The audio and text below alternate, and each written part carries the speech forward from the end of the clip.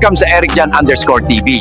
Ako si Lolo Bulantoy, nagdadala sa inyo ng matatalinong salita, walang ngipin pero puno ng katuturan. Sabi nila, huwag iyakan ang natapong gatas, pero kape, yan ang dapat iyakan.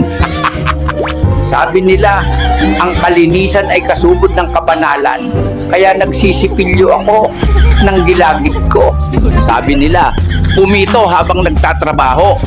Sinubukan ko pero hangin lang ang lumabas. Walang ngipin, walang tunog. Isang mansana sa isang araw ay nagpapalayo sa doktor. Pero hiwain muna ng maliit. Hindi na kaya ng gilagid ni Lolo ang laban.